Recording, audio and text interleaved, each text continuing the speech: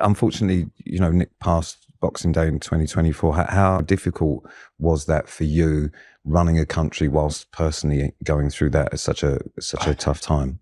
It was really difficult. He got diagnosed with lung cancer about 18 months before he passed. Because he's very vulnerable. Mm-hmm. I didn't want him to learn about the diagnosis on his own because I didn't know that he would properly understand. I didn't know how he'd react. So I insisted on going to the hospital with him, to be with him, and basically watched his face as he was told that he had terminal cancer. And then went back home with him to try to talk through with him what I thought that meant, to make sure he properly understood. And what the implications of that were going to be in terms of how it impacted on his life.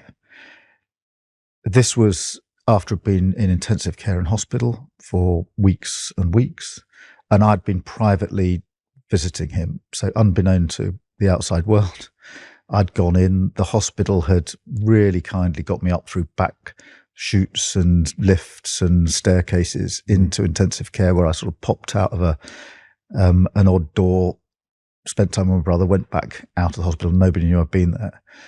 And I decided when he got cancer that I would protect him above all else. Yeah. Therefore, I wouldn't talk about it. I wouldn't let, apart from the family, it wouldn't let the media know. And therefore, throughout those 18 months, I'd been secretly visiting him. That's a really tough juggling act, isn't it? I'd seen him probably about a week before, and I could see he was in a very bad state. And I knew what the diagnosis was. Yeah.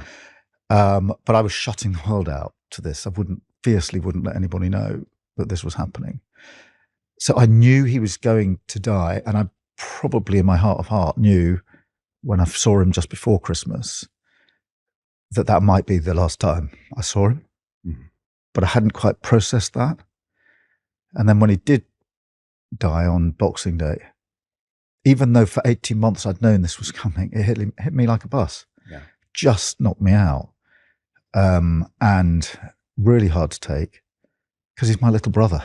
Yeah, of course. And I'd seen what he'd been through and how he'd struggled in life, but in a way done so much notwithstanding the struggle.